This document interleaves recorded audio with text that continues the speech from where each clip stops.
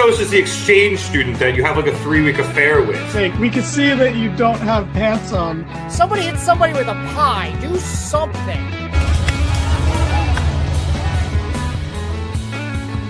Giovanni yelling we're out of time as we go off the air. Giovanni yelling a lot of things tonight. And welcome to the Mark It Down podcast.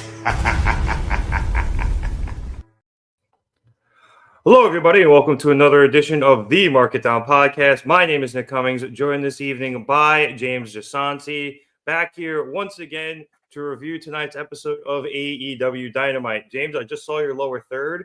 You are right, and we should have known that since their rap battle like 2 years ago. Yep.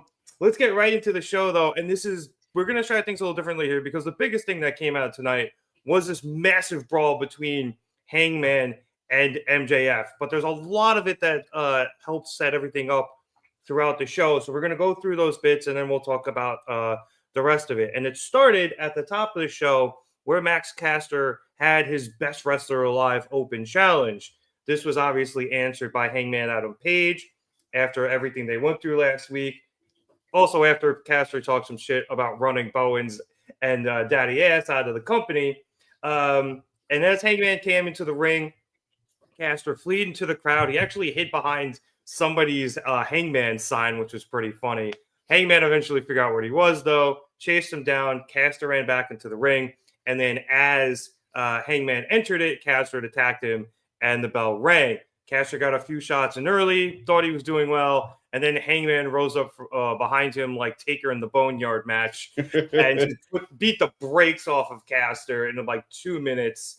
Hitting him with the buckshot lariat for the win. And James, I only stop here because Hangman was super motherfucking over during this segment. This crowd, I forgot where they were tonight. I didn't hear it. This crowd was Texas. They were in Texas. Yes, it was Austin. Thank you. This crowd was so hot tonight, and it started with this. You know me. I've made it very clear. I miss babyface Hangman, right? I miss cheering for our anxious millennial cowboy. But that said, this was like awesome scary. Like this is like, I know you're not a horror guy, but this transcends horror. You've seen the Terminator, right? Yeah. He's just walking him down and he's not stopping. That was the Terminator, man. That was Jason Voorhees. That was Michael Myers. This was this just unstoppable presence that had a mission, and it was to hurt Max Caster, to beat Max Caster, and he did.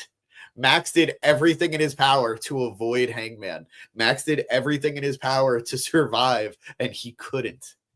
So this painted a picture for what Hangman's state of mind was throughout the entire night, and did not disappoint. Yeah, he was very clearly pissed off as we say hello to Mariah. And Hi, Texas Maria. was indeed Hangman country. They do love their Cowboys down there. He was pissed starting from last week. And obviously him and MJF have been running across each other for the last few weeks now. As MJF pointed out. Yes, and some of that did involve Caster. So in this instance, Hangman was able to get his frustration out on Caster, just like I said, beating the brakes off of him. And then winning the match. A little bit later in the show, we had a backstage interview with MJF. And Renee asked him about Dustin Rhodes' home field advantage in Texas going into their match this evening. But Max says that Texas isn't a real state and Dustin isn't a real man, so it doesn't matter. He goes on to say that he knows in AA they teach people to pray to a higher power when times are tough. But tonight, Dustin better pray to the devil. However, MJF then got interrupted by Hangman, who just comes up to him and goes, "Ouch!" And MJF's like, "What the hell?" And Hangman again goes, "This is my interview now. Ouch!" But Hangman refuses to leave, asking Page if he has a crush on him, since this is now 4 weeks in a row that they run across each other. And then MJF says that Hangman smells great. He didn't know Jack Daniels started making cologne. That was a good line. That was good. It was kind of a good line, but then Hangman was so unamused by it. He's just like, after 5 years, that's the best you can come up with. which completely destroyed any of that. But that's what I loved about it. That's what I loved about it. I don't want to cut you off, but I thought it was a great line because it was the typical, like, it was MJF low-hanging fruit, but it's also something that is a deep insecurity of who Hangman was once upon a time. But this isn't the same Hangman. That would have worked on anxious millennial cowboy Hangman. That's not who MJF is dealing with anymore. And that's why I thought this was so great. It was a great line, but against the wrong opponent. So I just thought that was awesome. Yeah, no, that's why I loved it too, because I think we've kind of been complaining that MJF has been going for low-hanging fruit the last few weeks, especially against a lot of these, shall we say, veterans he's been facing. And Hangman challenged him. He's like, "You're better than this. Like, nice try, bud." So MJF had to take it to another level. Yep. And he starts by saying, whatever this is that's going on with Hangman, that isn't him. And Hangman doesn't have the stomach for whatever he's trying to do. Every week, MJF watches Paige question every little decision he makes. And now Paige has lost his friends and his sanity. And for what? For, just because he wants a little apology. He actually goes, apology? According to MJF, though, the irony through all this is the fans, who he calls schmucks, great word, I love schmuck. It's one of my favorite words. Yep. You know what it actually means in Yiddish, right? Yeah. Yeah. Look that one up, kids. Anyway, the irony is that all the schmucks of the fans actually believe in Hangman when, if anybody deserves an apology, it's MJF for the lack of respect he gets from the fans, from Hangman, and from Dustin. So tonight he's going to beat the respect into Dustin and then get one step to accomplishing what Hangman has never done after multiple failed attempts, which has become a 2-time world champion. It's a big thing. Yeah, that is a big thing. But go ahead. MJF then calls him Seabiscuit and walks off, which was mad funny. And then when Renee tries to get one last word in with Hangman, he brushes her off literally with his hand and just sits there and stews. So I love this. Was a short segment because I had to double back and to take some of the notes for it. Yeah, it was only like 2.5 minutes, but impactful. Yeah, no, that's tomorrow night. But I think we've gotten some good momentum out of AEW the last couple of weeks, and I think we're going to talk about it more throughout the show because this show banged. They have been making very good use of their time. Everyone has. Yes. And they told a very big story, so to speak, in this setup because you did see Hangman, like you talked about, shut down Max's, juvenile bullshit to make him go really cerebral. And it definitely had an effect on Hangman because I think a lot of what Max said was true. No, I agree. We're going to see one of two things happen. And I want to go to Maria's comment right now that I'm loving the Hangman redemption story. Maybe. To MJF's point that Hangman's not built for this. He questions himself at every corner and everything he's doing. A lot of us are expecting that this is going to be the return of, like I said before, babyface Hangman, someone we love, someone we want to cheer for, someone we're rooting for. But there's a very real possibility MJF is the catalyst to really solidify that Hangman is the bad guy. When he was wrestling Swerve, there was a limited amount of justification because Swerve pushed him to the edge. Swerve was the bad guy first in their story, and Hangman had to fall to meet him there. And since then, we've seen Hangman be the bad guy. We've seen him attack good guys. We've seen him brutalize people. But as MJF said, he's doubting himself. He doesn't want to be this person. Maybe MJF is the reason Hangman accepts who he is, which is the bad guy. Yeah, he's definitely the bad guy, right? Like, he's kind of in the middle because I feel like he was the bad guy. And we saw him, after Swerve go up against people, especially up until that 4-way match. He was definitely the bad guy, or he was at least just being an angry prick. And then it eventually morphed into his match with CD. And ever since then, we've seen that well, maybe it is he's not built for this life. Or maybe he is actually turning. And I do think that we're going to have an interesting thing here where it could be one or the other, and we're going to find out soon. Because I don't think he's going to, say, join MJF, but it crossed my mind. So did it. Me too. It crossed my mind. Because we did see a couple of weeks ago Hangman looking for Swerve. Yep. Now, he called that a momentary moment of weakness, and it could be he was maybe looking to apologize and make amends. That's what it seemed like. Or it could be he, as MJF said, doesn't know how to do this and might have been looking for some sort of advice or maybe another spark to get back to where he was. Yeah. And if he wants to stay at this point, teaming with MJF would be a good way to do it. I agree. And it would be it would be a really fun counter to the MJF Adam Cole story, where Adam Cole's friendship brought out the best in MJF, where this partnership would bring out the worst in both Max and Hangman. And I think that would be a very interesting dynamic. And again, I'm saying this as someone who wants babyface Hangman back.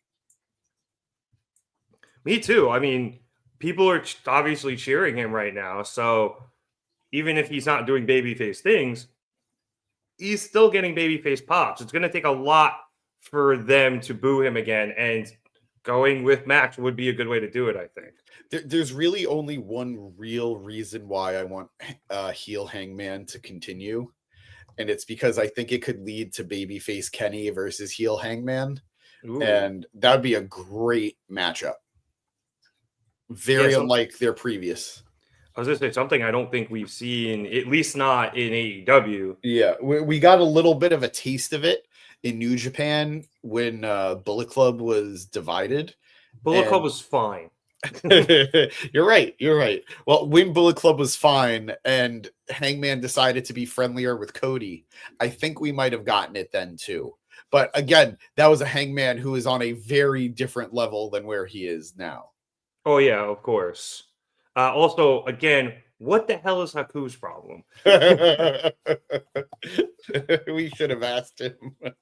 But all this later then led to MJF versus Dustin Rhodes, which we will get into later, but was a great match. Yes. But afterwards, MJF had won the match. He had passed Dustin out. And after driving referee Bryce Remsburg out of the ring, he reapplied the Fujiwara armbar, the Salt of the Earth, to, I think, freaking Excalibur. I forgot the name of it because I wrote down Fujiwara armbar.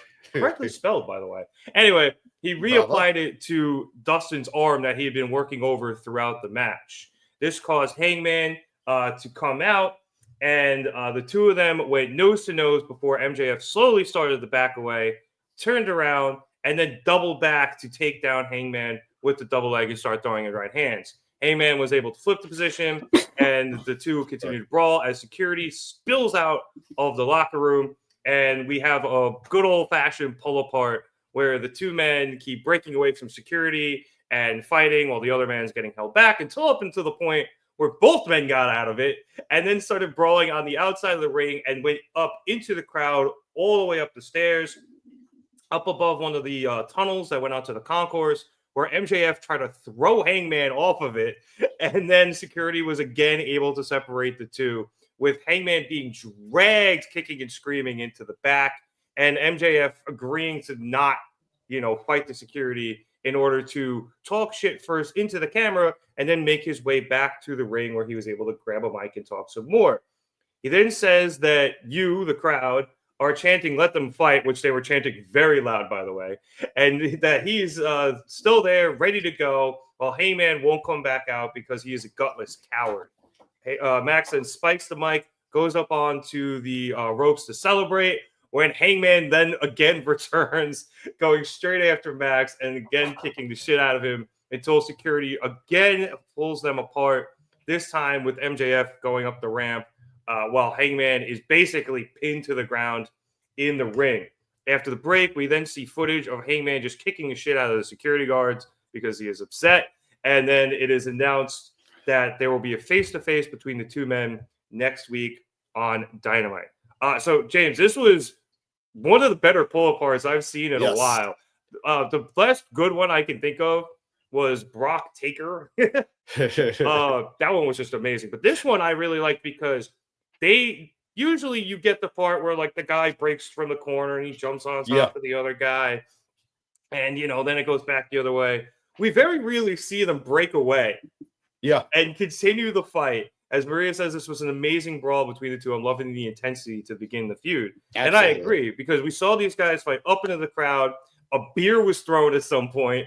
And then we not only had one of them be dragged to the back where we think it's over, he came back out and it kept going. This was a good, it had to be like 8 to 10 minutes long. And as Maria said, the intensity of it was real. They really seemed like they fucking hated each other. Yep. And the crowd, I think, led so much to it as well, as they did a lot tonight with a lot of their energy. So just like I said, one of the best pull aparts I've seen in a long, long time. I agree. It was equal parts intense, equal parts kind of funny, and equal parts just what the hell. And that's what you want. That's the best part of pro wrestling, when you don't know what you're watching and it's everything all at once.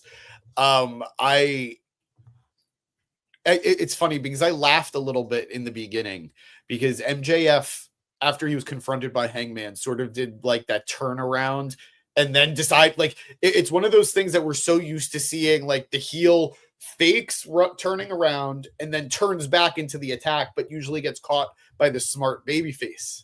But that didn't happen here. So I kind of chuckled a little bit that Hangman just fell for the tackle that MJF hit him with. But then I laughed even harder when it got returned later, when Hangman just bolted down the ramp and still caught MJF with the tackle as if MJF wasn't ready for him. So I thought that was funny. The guy who took that beer to the face, not the face, it was the shirt, really. But that guy who got the beer thrown at him took it like a champ and was high-fiving everybody afterwards. Like, the camera got a good angle of him after they were back in the ring, and everyone just coming up to him, high-fiving him. It was great. So I mean, that's his 15 minutes. I'd be high-fiving everybody. Absolutely. Too. No, absolutely. Like, we all want those moments for ourselves.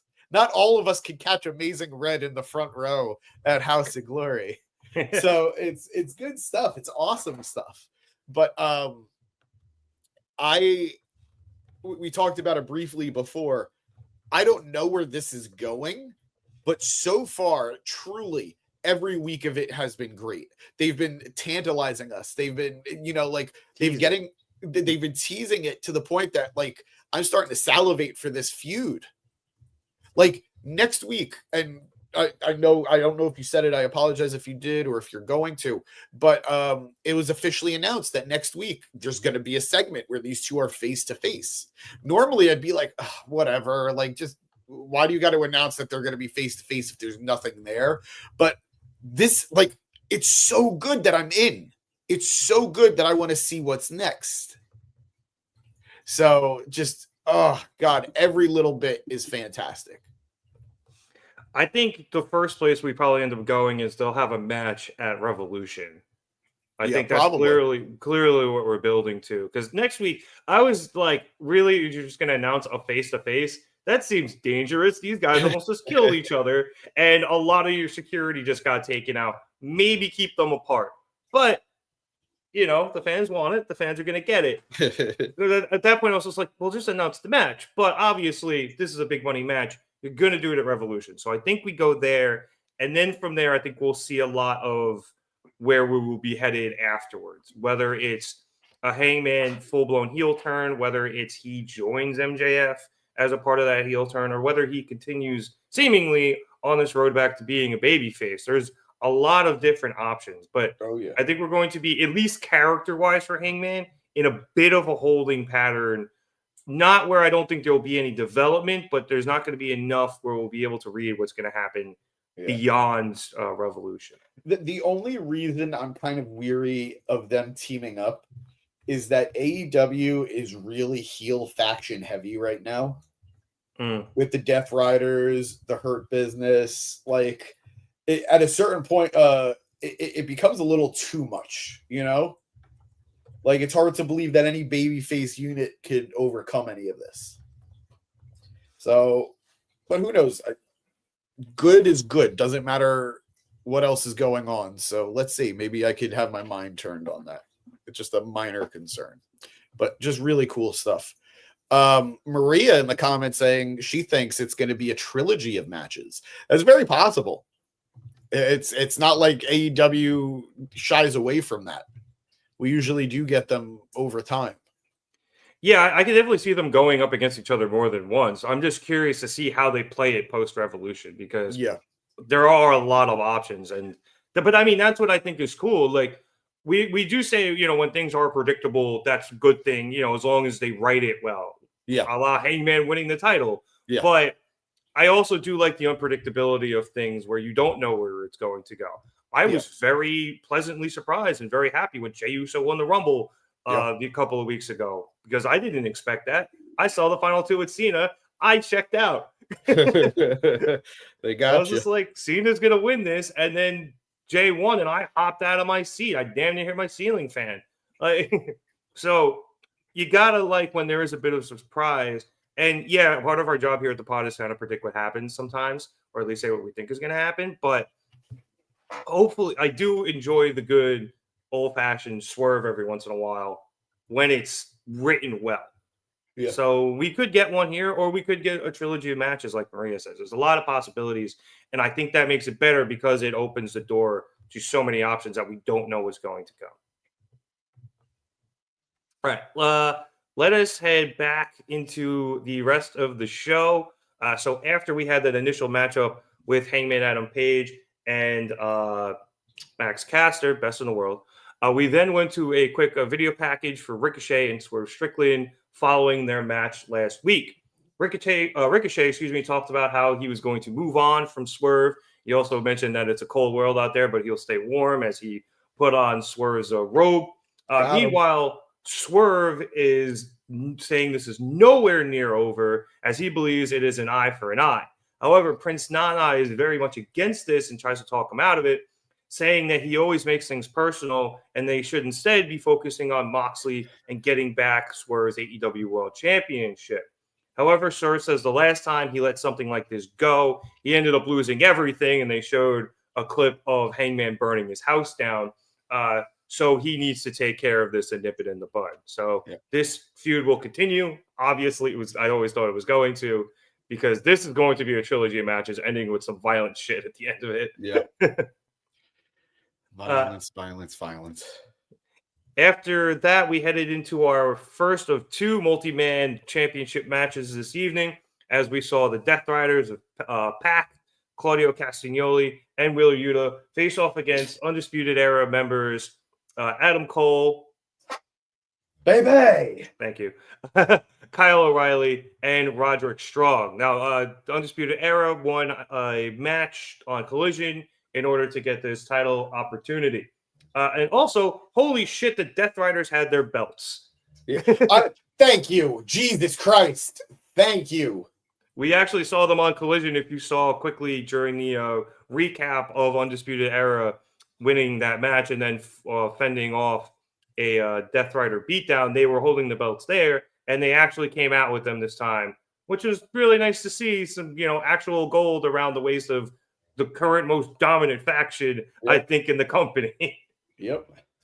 Anyway, this was a pretty long match. It went 2 commercial breaks, and a lot of it was either Roddy or Kyle getting worked over, and then after the second commercial break, Roddy was eventually able to get a hot tag to Adam Cole. The match then broke down into complete chaos, where Undisputed Era was, for the most part, able to hold the ring and able to get multiple pinfall attempts, usually on Wheeler, but Claudio and Pac were able to continually come back in and break them up until finally Undisputed Kingdom was able to clear them out. I know I put Era on the bottom. I will fix it in a second. Force a habit. I wrote Era and Kingdom. Like, I went back and forth in my notes like 6 different times. I mean, where the fuck is Mike Bennett and Matt Taven? I don't know. I know where Maria is. She's not under contract. and has opinions on it. Yep. Yeah. Anyway, I have thoughts about that, but we could talk about them another time. Thank you, producer boy, for fixing that. Anyway, Undisputed Kingdom is then eventually able to single out Wheeler and send Claudio and Pac to the outside. And Cole and Roddy go after them, with O'Reilly getting in an ankle lock on Wheeler in the ring. However, Claudio is able to easily fend off Roddy. He swings him into the barricade as Cole and Pac go off and fight to the side. And Claudio goes and gets a chair from the timekeeper's area and brings it into the ring. This distracts the referee, but Cole was able to successfully fight Pac off. And then he meets Claudio up in the ring and hits him with a super kick. Kyle then breaks the hold, and they hit a double super kick onto Claudio, sending him out of the ring. And then Cole follows him out, while the referee, who I believe was Rick Knox, goes to take the chair out of the ring, and Kyle goes to return to go after Wheeler Yuta. However, Wheeler was able to recover. He hit Kyle with a low blow because he's a douchebag, rolls up Kyle, and they are able to retain their championships, and whoop-de-doo. After the match, the Deathriders again begin their assault and go after the Undisputed Kingdom. However, we had Daniel Garcia and 2.0 come out for the save after Undisputed Kingdom had saved them on Saturday. And the Deathriders quickly retreat. And Adam Cole and the rest of Undisputed Kingdom were very thankful to Danny and 2.0 for coming out. Somewhere in the multiverse, there is a world where the Undisputed Kingdom just lost, and 2.0 plus Garcia are going to win. And that is a funny universe to live in. Like the thought of, we barely beat Adam Cole, Kyle O'Reilly, and Roderick Strong. But that Angelo Parker really fucking got me. I love this match. I thought it was so fun, as Maria said in the comments as well, that she thought this was a fun trios match. I will love, and I hope to see it often, the parade of European uppercuts, the train of European uppercuts into the corner. I love that. It got to a point that you could tell, and this is not a knock on Yuta, but it got to a point where you could tell these are guys who know cardio versus Yuta who's struggling to keep up, where the form that Claudio and Pac had never wavered. Every one of those European uppercuts, those running European uppercuts, looked crisp. And it got to a point where Yuta was literally just diving, like he wasn't like lifting the arm or anything. He just started throwing back. He just started throwing forearms and elbows at a certain point. And it was fine. It still looked good. It was still, but I'm like, damn, these old men, these young kids cannot keep up with them. But I really enjoyed the matchup. Roderick versus Pac was a fun interaction between the two of them. That was a real fun little bit. I'm bummed though. I'm bummed. I don't know about you, but I'm bummed because I really did want Undisputed Kingdom to be the guys to win the trios titles off of them. And it didn't make sense to do it now, obviously. Like, we're not near the end of the Death Rider story. But I would have wished they just didn't have this matchup until they were ready for them to win. And I guess they could run it back eventually. But you don't want to see that, in my opinion, I don't know. This was good. It wasn't I'm sure they could have another banger, but sometimes you just want the winner who had beaten the big bad champs to do it on the first try. You don't always want to see it be a rematch. Fair. But I don't know. I still thought this was great. Fun matchup. Yuta, we gotta figure out how to deal with this little chihuahua. It's a good way of describing him. Well, he's like a little chihuahua nipping at your heels, and in this case, biting your balls. And the heels is not what he was nipping at. You're better than this. I did like during part of the match, Excalibur asked Shivani why he thinks the crowd hates Wheeler most of all, and Shivani's just like, I just feel like it's because they think he's been coerced into this, and Excalibur and freaking Nigel look at each other like, No, we don't think that's it. Yes, we hate the victim who was swayed into this. That's why. So No. Pretty sure it's because he betrayed Chuck and Orange Cassidy, and I was like, and Brian, Right. and Brian. You mentioned a name that needs to be spoken about real quick. During the Hangman MJF brawl, Chuck Taylor was just there. He did fuck all. He did nothing. He stood there on multiple occasions watching these men being held apart, and he's standing there. I watched him just push his hair to the side a few times. And I love Chuck. I love Chuck, and that felt like the most Chuck thing in the world, to just be there, do nothing, and be there. Fantastic. Never change Chuck E.T. But I do got to say, as we close things up on this match, there were some great false finishes at the end of this. There were. With all of that chaos that was going on. There was the high-low that got broken up. There was another one that got broken up, too, that the crowd thought it was going to end. And I think the high-low was the second one. I thought they had it for a couple of times there. I really did. Yeah. So they did a great job. Again, this was long, too. And it's hard to tell a great story over that, I think, long of a match. But they were obviously able to do it. I mean, you got 5 all-time greats in there, and Wheeler, who's, doing his best. And I mean that as a compliment. He's doing very well. He is doing very well. So I'm not surprised they were able to put on this type of match for this length of time. And so it was part of, again, just a great Dynamite tonight. Yeah. So the match quality was great. Yep. The promos were great, and this obviously was one of those high-quality matches. Absolutely. All right, let's move things along here. After this, we went backstage where we saw John Moxley, and the camera crew was trying to get a word with him. However, Marina shoved the camera out of the way, and that slight opening allowed Copeland to come in and hit Moxley in the back with a chair, knocking him down and sending him into one room. Copeland then took Marina, pushed her into another room, and closed the door on the chain she uses to keep the briefcase, presumably with the AEW World Championship, handcuffed to her arm. And Copeland had the closed door on the chain and had the case on the outside. Switchblade then came in with a pair of bolt cutters, and he was able to break the case away, and the two absconded with it before Moxley was able to get back up and find them. So a little, Scooby-Doo to go with this episode. Let's take a moment to applaud Jay White, who is 2 for 2 in stealing the World Championship, despite not actually winning it. He did it to MJF. He's doing it to Mox. The man has a niche. If you're good at something, do it, and never do it for free. The Joker would agree. Yeah, I mean, I'm literally quoting him. All right, so we had that. And then after that, we had the backstage interview with MJF, which led to the original confrontation with Hangman tonight.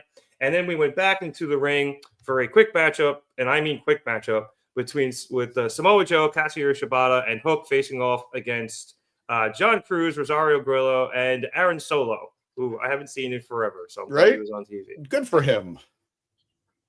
Okay, it is raining. I was like, what the hell is that? Yeah. Raining? Sorry. No, you're good. Not like it wasted any time here, because this match ended in under 2 minutes with Joe hitting a muscle buster onto, I believe, Mr. Cruz. He put some stank on it, too. Yeah. He really did. I do like Excalibur be like, Joe might not remember, but he and John Cruz have had a long history together in Ring of Honor. And I was just like, that must have been a long time ago, because Joe no-sold everything this guy did. I think Cruz is the guy who dove at Joe. And when Joe walked away, Cruz was just like, yeah.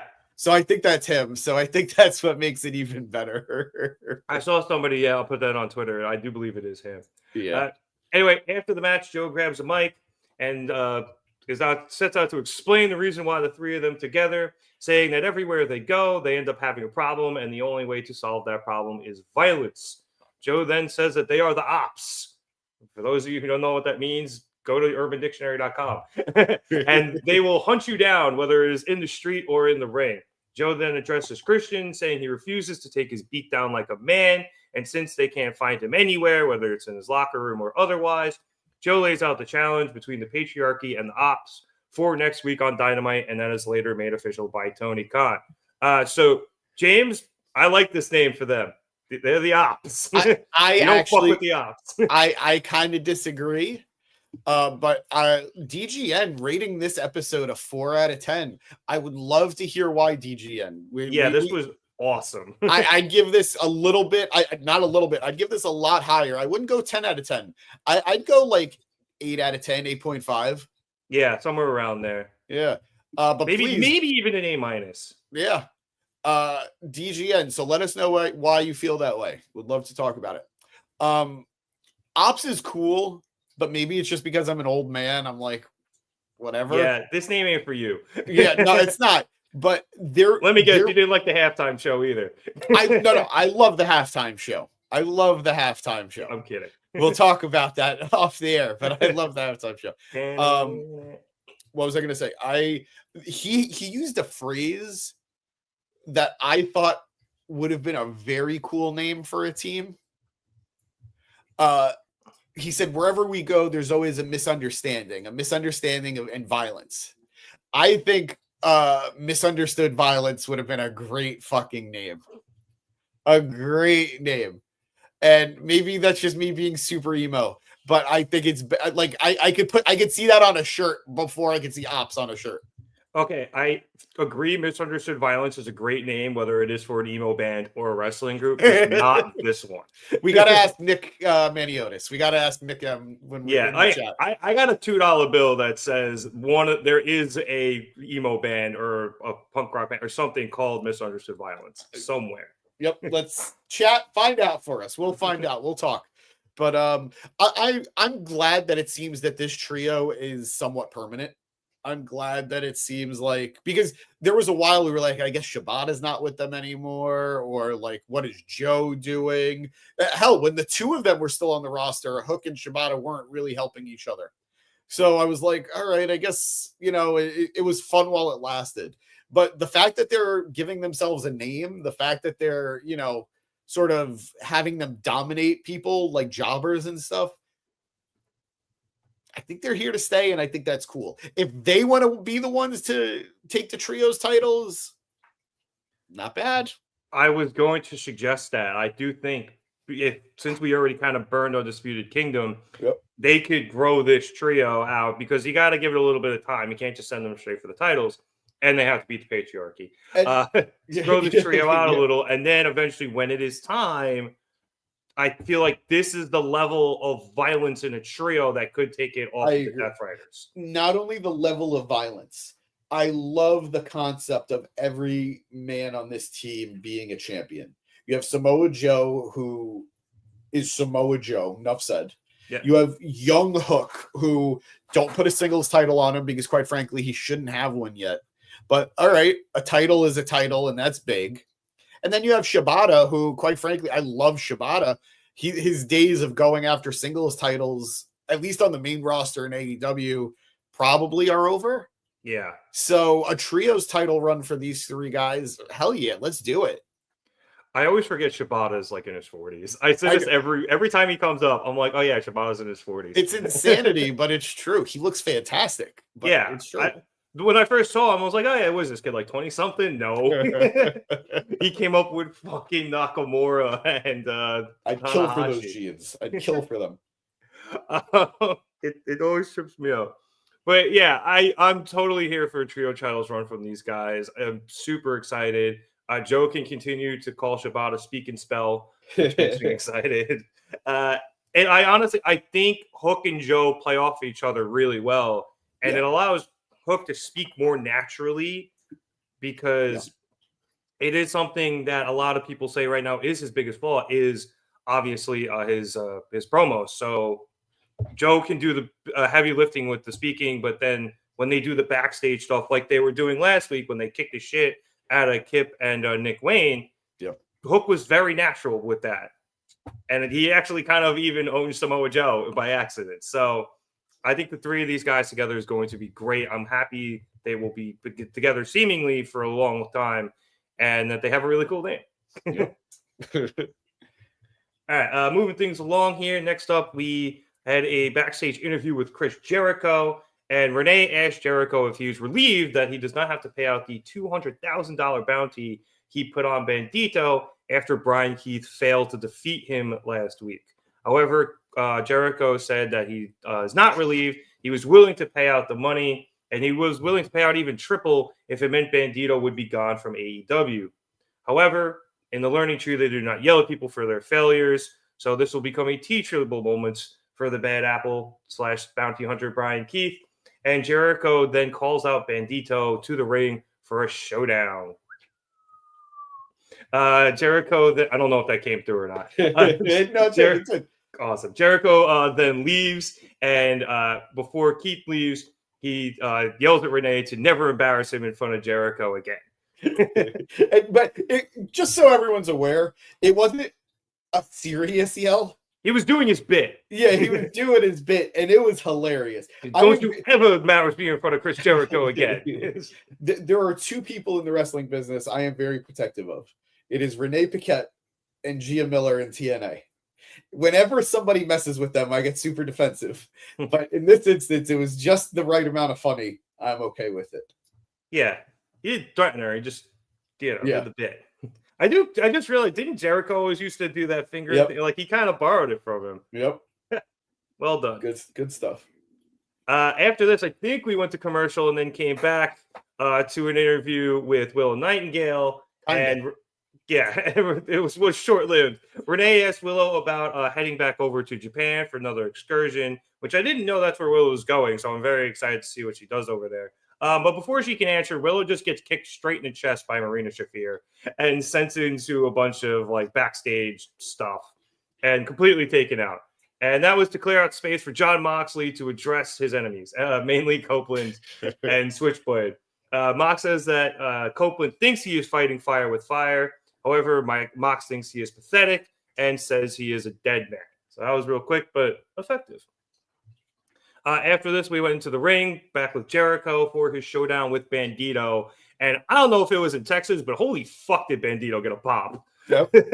He is super over. Anyway, both men meet in the ring, and they go face-to-face, and then they turn most of the lights off, put a spotlight down on them because, high noon. Fun fact, for those of you who don't know why they used to do showdowns and duels at high noon, is so that the sun gets in nobody's eyes. Yep. Anyway, the two men take their paces to the corner, wheel, and go to fire. But when Bandido goes to fire, Brian Keith appears from out of nowhere and grabs Bandido's foot, allowing Jericho to charge Bandido. And then the two of them begin a beatdown. Bandido is then quickly helped by your boys, the Outrunners, who come out and start taking on Jericho and Keith, and they fight their way into the stands and out of the back. This lays Bandido down and all alone, and as he staggers to his feet, Big Bill finally appears, and he comes out holding the wanted poster for Bandido. He comes out, and he goes to Bandido and lifts him up for a massive choke slam. But however, the music of Powerhouse Hobbs hits. So Bill just kind of dropped Bandido, I guess. He didn't hit him with the choke slam. It was so stupid. Like, I don't know why. I mean, either way, I would ignore a downed Bandido for charging Powerhouse Hobbs, too. I get it, but, like, the amount of time you drop him, you get back up. Come on.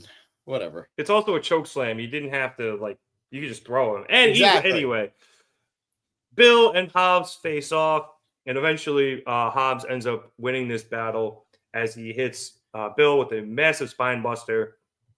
And then he and Bandido stare down over Big Bill in a very cool camera angle because they use the same camera angle they used the overhead shot for the initial beginning of the duel. Anyway, as producer boy put up that tweet, Jericho's been doing some good stuff recently, and I don't want to say I've been singing the praises of Jericho recently, but I've been saying he's been doing a very good job of helping Bill get over, and now Keith is starting to get over more, and he's helping a returning Bandido and the Outrunners. And guys, say what you will about Chris Jericho, maybe you don't love him in the ring anymore, but he's going to get you at some point. It's going to come back around, and I think we're at that point, James. Yeah. Jericho saw how sick the Bandido BK spot was and immediately decided to make it. I loved the Bandido Brian Keith spot. To say it wasn't corny then, though, we're just lying to ourselves. Like, it's fun. It's fun. Like, when I saw it, I sent it to the group chat and I was like, if this isn't wrestling, I don't know what is. And I mean that. But it's corny. It's silly. So, like, Jericho being involved in it doesn't bother me. Again, just looking at Jericho, it's becoming harder and harder. Like, the dude looks like he's slowly transforming into Kid Rock. At least he stays on the stage, though. Yeah. God,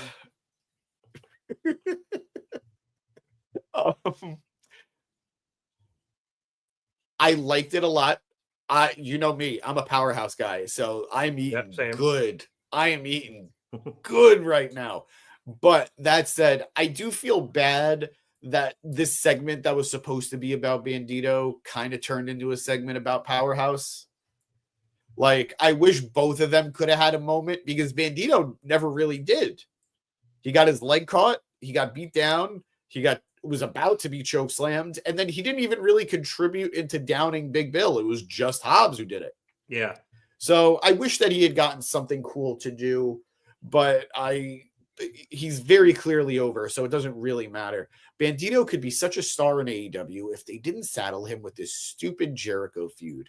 Might as well tie an anchor around his waist and throw him in the ocean. Look, again, back to Rev's point, he's getting on TV. And he's getting over. Again, that pop was massive. People pop huge for him on Collision. Like, it's working. Say what you will about Jericho. It's working. Absolutely. and look, it's working. It's sort of like the reverse psychology thing where it's like, we're putting him against Jericho. They're going to cheer him because they don't want to cheer Jericho. They're going to boo him. So I don't know. I mean, granted, it's always sink or swim afterwards regardless, but I don't have a problem with this feud. I mean, granted, let's see how long it goes. But at the same time, how many people are involved in it at this point? The Outrunners are, Powerhouse is, Bandido is. I feel like there's a name or two I'm missing. But no, the weird thing is it's a 4-on-3 faces of heels. Yeah. Because you have the Outrunners, and they took away Jericho and Keith, and that eventually ended up leaving Bill 2-on-1. So that's the weird thing. But I do think that I'm liking this Hobbs-Bill feud a lot. And I don't know what's going to happen with the Outrunners. Obviously, they just kind of have beef with Jericho. I don't know how much they're going to factor into things, but I do think there's a good chance Bandido takes the Ring of Honor Championship off Jericho. They are pushing him a lot. I mean, I think that'd be cool for him. And if I'm not mistaken, Bandido is a former Ring of Honor World Champion. He might be. I think it was like at the he was. He won it. He was one of the last champions before Tony Khan bought the company. Okay, cool. And then he and Jonathan Gresham, I think, unified it with Gresham winning. So, I mean, it'd be fine for him to win the title now. It's something to do, especially because it feels like every title in AEW right now is tied into a bigger storyline, that it's not like just anybody could come and take it. Yeah. Like maybe the TNT Championship with Garcia. But all the Undisputed Kingdom guys are gunning for that right now. Exactly. So everything is tied into something. The only, again, maybe the tag titles, because it's like, it's just the Hurt Syndicate doing Hurt Syndicate things. So, but they just won them, so that's. I'm not advocating for him to win it. I'm just saying to like go for it or anything. But yeah, I don't know. It's rough time if you're a challenger for a title right now and you're not a major guy in like a major story. So maybe the Ring of Honor title is the way to go, but I hope that doesn't mean he's relegated to Ring of Honor. That's true. Yeah, I mean, Jericho hasn't been, but it's Jericho. Yeah, exactly. So, exactly. Mark Briscoe and him. And Mark is Mark. Like, he got himself so over that they couldn't deny it. Yeah. So, I agree with you, because I think with this return, they have been pushing Bandido pretty hard on AEW television. I think relegating him to Ring of Honor in totality would be bad. But if you have him show up as Ring of Honor champion, the way Chris Jericho has been on AEW TV, have matches on AEW television, have feuds, I don't think I would mind that whatsoever. Like, obviously, they've been pulling double duty with Jericho, and he's clearly not wrestling as much as Bandido possibly could. Not that Jericho needs to be. He's, a dinosaur, respectfully. But he's certainly moving around like one. A bigger one. A lumbering one. All right, MJF, we get it. We get it. Well, I'm going to think, certain dinosaurs are quick and fast, and then, some of them are big and slow. Anyway, I'm getting caught in the weeds here. I like dinosaurs. A little bit. My point being, Bandido could probably wrestle a bit more than Jericho does, and he can defend on Ring of Honor. He can defend on AEW. He could probably even defend earlier before the show in the dark stuff that they taped for Ring of Honor, and then show up on AEW television later in the night. Like, they could easily do a lot with him if he's going to be at shows and keep him on both. So I'm totally here for him winning the title. Like you said, it's something for him to do. It's something shiny for him to have around his waist. And hopefully they can put him in good feuds if he does, because they clearly want to push him. The crowd, as of right now, since his return, has been clearly behind him. Oh, yeah. Favorite dinosaur right now, go. Dilophosaurus. I don't know. I just named the first one that came to my head. It's the T-Rex in Jurassic Park. Favorite Jurassic Park? The first one. Okay. I mean, hey, it's a safe answer. I saw that in 3D when they re-released it. And it's just like, I'm only seeing this for that last shot of the T-Rex. I couldn't care less about the rest of this being in 3D. Like, I just want to see that scene, because for me, it would be the T-Rex chasing the car. That was also good. Yeah. Like, obviously, it was that shitty, redone 3D, so I knew it wasn't going to be great 3D, but that one I knew was going to be good. So very cool. You got me all excited. I'm talking too quick about dinosaurs. The mosasaur is also really cool, and just ancient sharks in general. But all right, getting off track. All right, go on tangents. Yep. After this, we went backstage with Copeland and Switchblade again. Obviously, they were holding the briefcase, and Switchblade says that Moxley doesn't need to worry about the merchandise.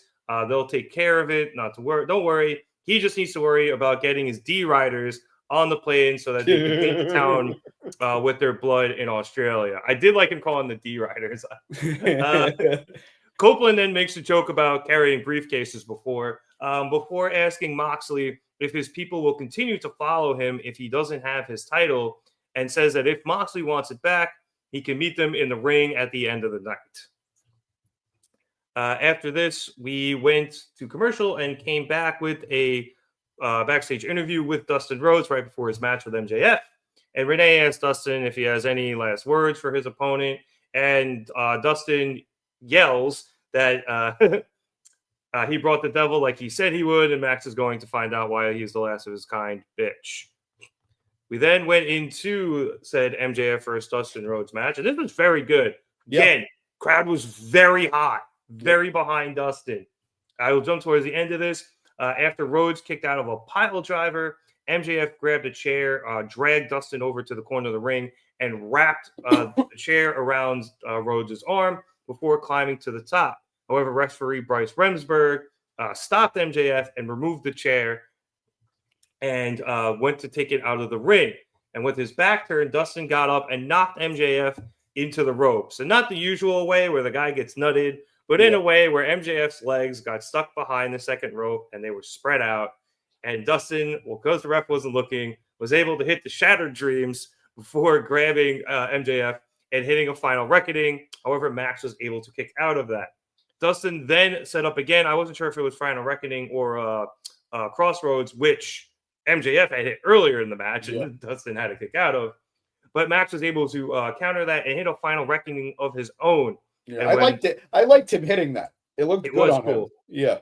And then when Dustin kicked out of that, MJF was able to get in the Salt of the Earth Fujiwara armbar. And as I mentioned earlier, Max had been working over that arm for most of the match. Yeah. Rhodes was able to crawl all the way to the bottom rope, but as he reaches, MJF drags him back to the middle of the ring and applies a crossface quickly passing Dustin out and forcing referee Bryce Remsburg to ring the bell and declare He passed MJF out. He didn't the winner. tap.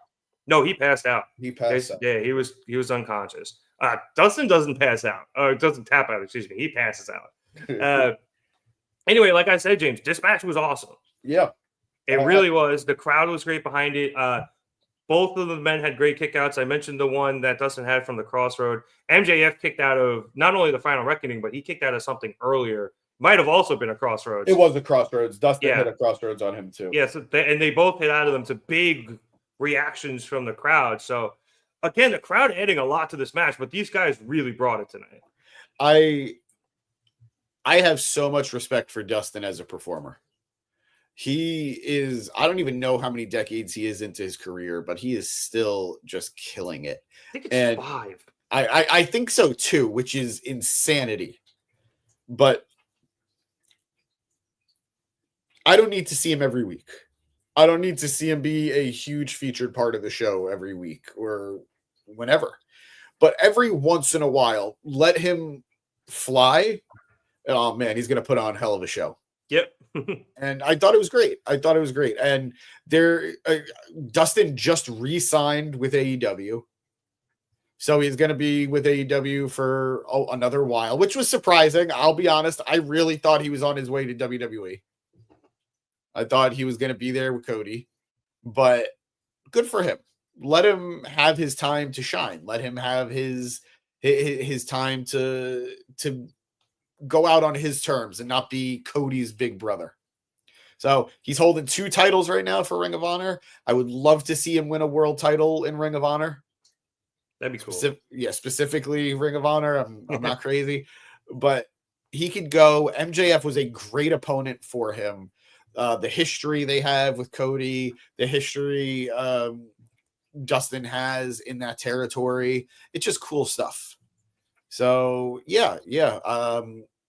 I'm all for Dustin using the Crossroads too, by the way. Yeah, he does quite a bit, I think. Yeah, he does. He's been using it more. So I'm all for it. Yeah. I'm all for it. And I agree with that tweet. MJF killing it. Yep.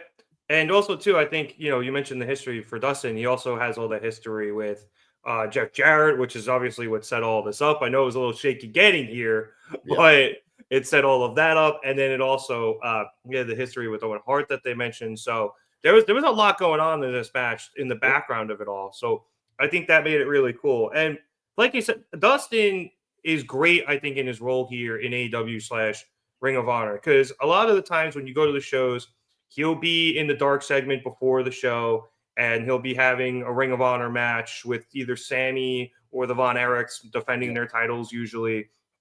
And he comes out, the crowd is always really hot for him because they love Dustin. They put on a good, opening match, help the crowd get warmed up, and everybody likes seeing him. And because he's always in the ring, he's able to stay in good shape and, keep all those calluses you need for bumping and stuff without working too hard because it's always a multi-man match. But like you said, you do see him every couple of months or so. I guess even more, maybe like every few months, 4 months, whatever it is. He comes out for one of these big matches on Dynamite, and he just tears it up. And the dude's almost 60.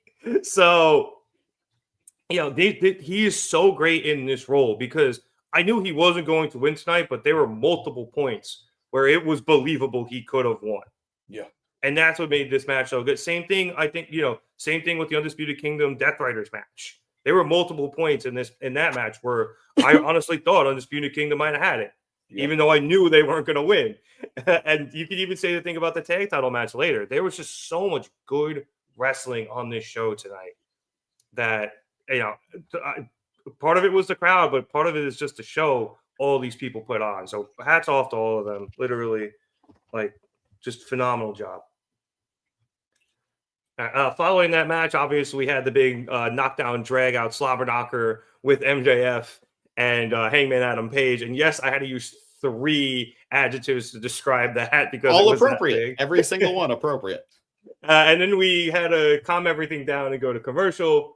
And then we came back with our next match, which saw Megan Bayne face off against Maya World, I think her name was.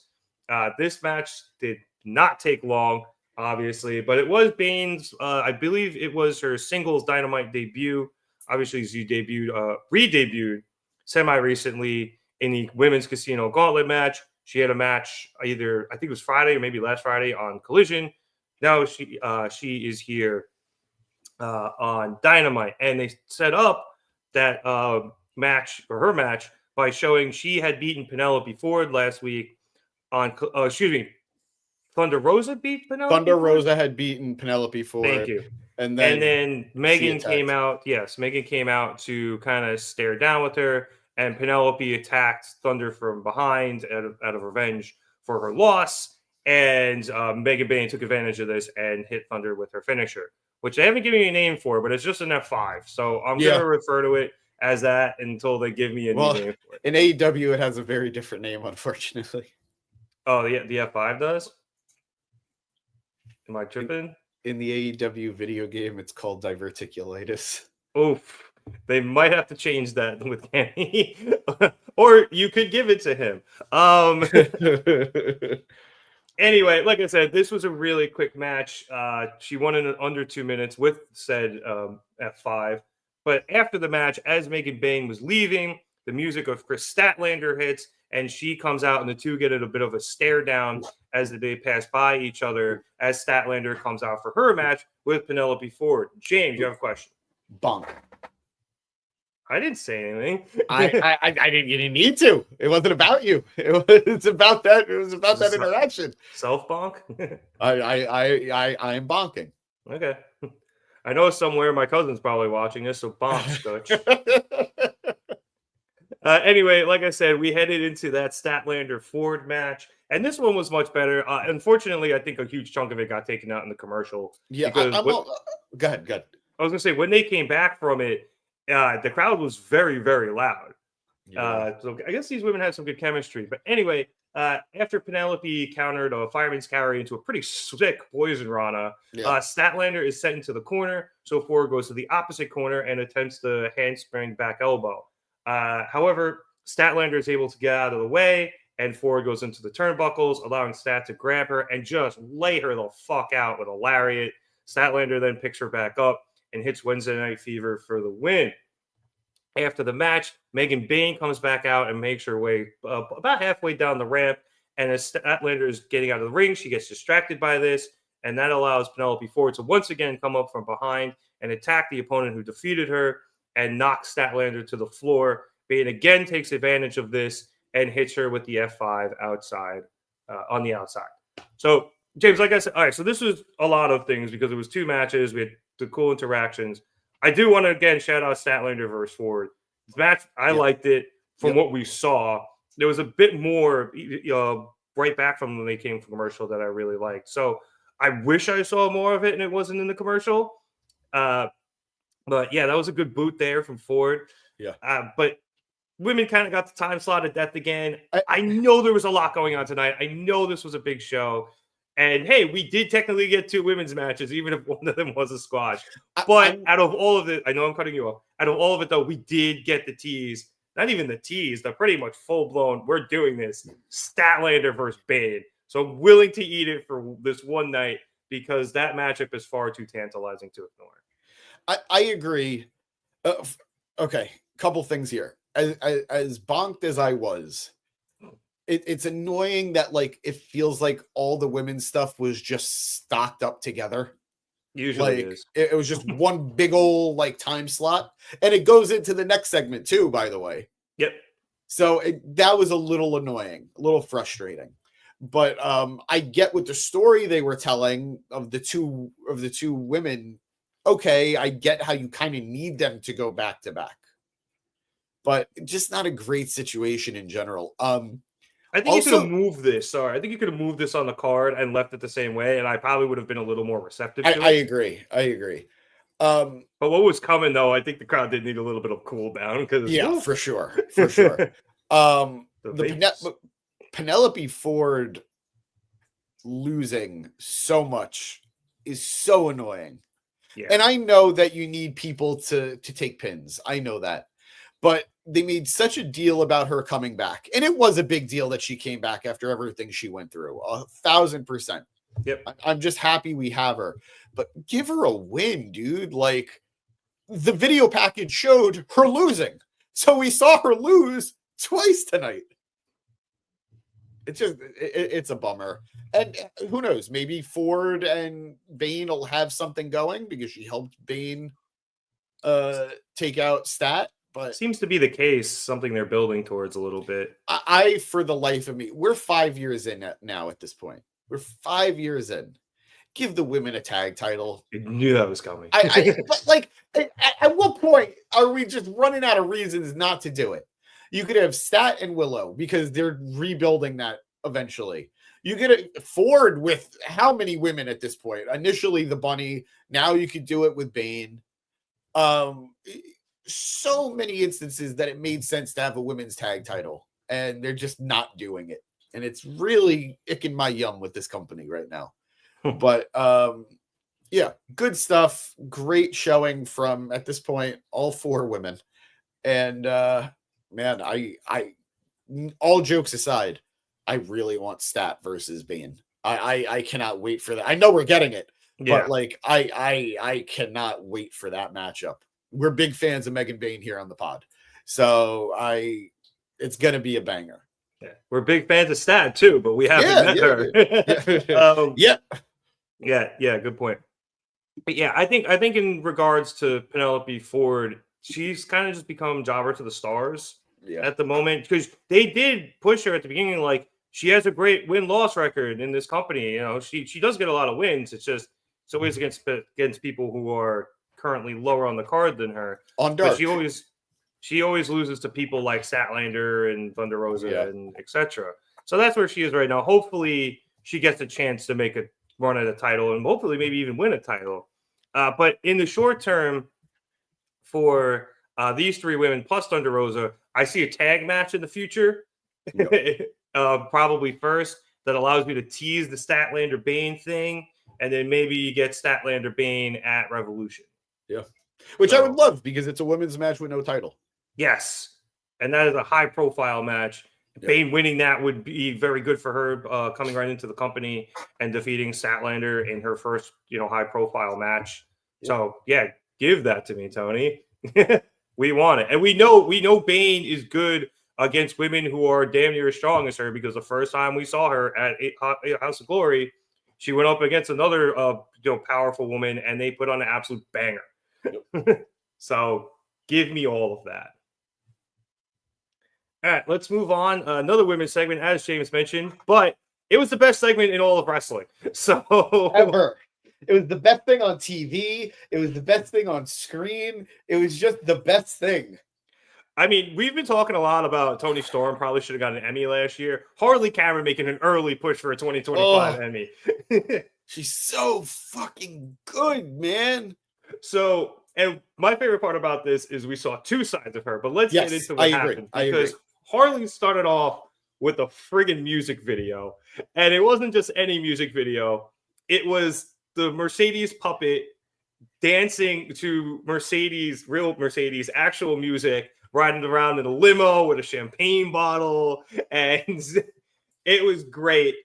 And then we saw Harley, and Harley started rapping over Mercedes' theme, and it was with the puppet contributing, and it was the best Mercedes theme has ever sounded. A little mean, but it's true. Anyway, Harley is a phenomenal rapper. We all know that, but she really got to show off her skills here. Holy shit, she's got that Busta Rhymes twist the level of speed. But at a certain point in the lyrics, she gets to a line talking about how Mercedes is the best that's ever been, and she slows herself down, and she stops rapping, and she's like, cut the mic, like, cut the video, and the puppet's like, what? I do like the puppet was incredulous that they were stopping. And so Harley stops the video, and then it cuts away, and we see her sitting down in a different room, and it's much dimmer, and there's like a spotlight on Harley. And she starts by saying that Mercedes is indeed one of the greatest wrestlers alive, but Mercedes also had to start somewhere. Harley says she's only been wrestling for a short time now. Was a time not too long ago she didn't even know how to wrestle. But but she had to start somewhere with everything she's done, like singing, playing guitar, ventriloquism, speaking Chinese, which she then shows off briefly. Very impressive. Before saying she's always been a quick learner. So Harley thanks Mercedes for every time she's called Harley a loser or ignored her, because it has only motivated her to work harder and be different. She then thanks Mercedes for elevating the women's division so that she can go and win the TBS championship in her home country of Australia. Harley then finishes things off by saying she doesn't want to ride the Monet train. She wants to drive it, feel the wrath. So, James, like I said, we got two great. God, I love Bowens. I miss him. I miss him on TV. He'll hopefully be back soon. I know he's out for storyline reasons, I guess. But hopefully he's back. Didn't he just do a football training camp? Like an actual, like he was trying out, or No, he said he was just doing it for the camp. Like he's not trying out for a team. But maybe. I think he just did a week of training camp. Oh, maybe the UFL, the combined USFL XFL. Yeah, it's coming up soon. Maybe it was something like that. Yeah, maybe. Or maybe he was playing in a celebrity flag football game at the Super Bowl. I don't know. But as I was saying, James, we started off with obviously the musical side of Harley, showing off not only that she is a phenomenal rapper and a phenomenal rapper while being a ventriloquist who's also rapping. Don't overthink it. Don't overthink No, it. that's what she was doing, which is insane. Yep. But I think kind of for the first time saw like this more grounded, realistic side of Harley. Yep. And it was vulnerable, very vulnerable. Very good word there. And it was amazing to see. Just for lack of a better phrase, because we haven't seen this, I guess we weren't sure if she could do it. I mean, who am I to doubt her at this fucking point? But it was just something new and a new side to her character, and it was phenomenal. This whole thing was phenomenal in both two completely different directions for that segment. I am setting myself up for nearly impossible expectations that she might actually do this and pull it off. I don't think she will. I think there's one Australian woman who is winning a title on Saturday. I think it's Tony. But I would be here for both of them, or I'll be honest, I love Tony. I'd be fine if Harley's the one who does it and Tony isn't. So I look, the real win is that she gets to have this match. Yeah. The real win, like, even though nobody in the United States is going to watch this match. Oh, I am. Dude, isn't it going to be at like 2 a.m.? What's your point, Vanessa? Jesus Christ. It's after All-Star Saturday night. Like, I'm going to be up that whole night anyway. I was planning on being on here after. Why? You're not? I am holding you to it now. We'll see how drunk I am. But I'm really happy for Harley. I'm really happy. Like, that tweet Producer Boy pulled up before about talking about maximizing your minutes. It's so real because they threw her into the deep end. Like, they constantly had her with people. Initially, it was QTV. Then it was Saraya. Then it was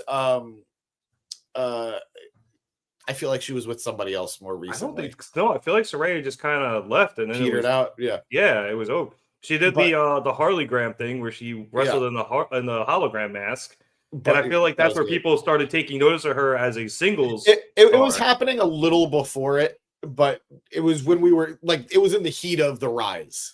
Yeah, that was in the heat of the rise. But that was great stuff. She's earned every opportunity that's being given to her right now. Everything that they've done with her, if they've given her a minute, she made the most of that minute. If they gave her a segment, she made it as entertaining as it could be. So these are the success stories I want to see. These are the people who I'm rooting for. So by all means, go for it, Harley. I am absolutely rooting for you, title or no title. They gave her an AEW shop holiday commercial, and she absolutely killed it and made the most of it. Like, to the point where we talked about a commercial on this show. Like, she has been, as you said, maximizing her minutes beyond to what most, if anybody, could ever do. Yep. And I feel like part of that is her like burlesque training, where she just knows how to do that inherently. And she's been able to put it to absolutely unbelievable use here in AEW. Her ratings on Saturday were apparently well above the typical for Collision. Yeah, they went up. Meltzer said they went up like crazy. So good for her. Good for her. Yeah, and the puppet knocked Mercedes out. I'm sure they'd be expensive, but if you could sell those puppets, you'd make a mint. 1,000%. I mean, think how much Alexa Bliss made. I'd be afraid of. He really left at the 115 mark. He always does. Just ignore him. That's so fucked. I'd be afraid of the clientele who are buying that puppet, though. That's probably a good point. Yeah, if it was anybody else, I wouldn't be too worried. But Mercedes fans are fucking weird, dude. Yeah. I mean, she's got her own Funko Pop, and I can only imagine. Oh God, I don't want to think about it. Yeah, let's move on. Let's move to a dark place. You go, Harley. That was well, I don't know why you did that. Anyway, yeah, I've really convinced myself Harley needs to win now. Oh, she needs to win now. Like I'm here. I said last week, Dusty finish. Maybe we still get that. I need her to win. Yeah, like she's far too talented to not win. I 1,000% agree. Now, if that comes at the expense of Tony, I think I might be okay with that because I don't know if Tony agree. Title back. I think that's the thing. I don't know now if Harley needs the title either because of she was so damn good. But yeah, Tony doesn't need it. One of them needs it. Tony doesn't need it because she is so good and so captivating that we will watch her without the title. Yeah. Harley doesn't need it because she's proven to be so entertaining and we're just invested in her now. But it would be a lot more rewarding if she wins it. Yep. So I also think, and I know we're going to get to Mariah in a couple of segments, I also think you could have Mariah win and still kind of lose because nobody cares. Yeah. And it'll continue to send her down into this madness we've been seeing the last couple of weeks. I agree. And then she goes full-blown Trixie Tang, tell me I'm pretty. And that'd be great. And good reference. Mariah losing the title puts her in an uncomfortable position because I don't know what you do with her immediately afterwards. Yeah. Mercedes losing the title. One, she still has 3 other belts that she'll be fine. And 2, she's Mercedes. You know she's going to be fine. You know that they're going to put her in something regardless. Yeah, and eventually she will end up going for the women's champion. Exactly. In a way, this frees her up. Yep. So, again, we'll find out. Saturday is going to be fun. Yes, it will. But before we get to Mariah, let's head to what ended up being our last match of the evening and our second of 2 multi-man title matches as we saw the Hurt Syndicate take on the newly returned Guns for the AEW World Tag Team Championships. I'll jump to the end of this match where as we saw Shelton was seemingly staggered and the Guns were setting up for the 310 to Yuma, but Bobby Lashley decided, no, fuck that. And he came in and just knocked Colton on his ass to break it up. Austin Gunn then sent Bobby into the corner, but he ate a Shelton super kick for his troubles. And then Shelton hit Austin with 2 German suplexes before hitting Colton with one. And then Bobby hit Colton with a massive choke slam that sent him out of the ring. Shelton then hit a rising knee strike on Austin in the corner before sending him into a Lashley spear. And the Hurt Syndicate was able to retain their championships. After the match, the Murder Machines, which I did not know was the name of Lance Archer and Brian Cage, but holy fuck, that is an awesome name for those 2 guys, came out onto the stage, seemingly to call their shot at the tag titles. See, go ahead. Oh, no, take it.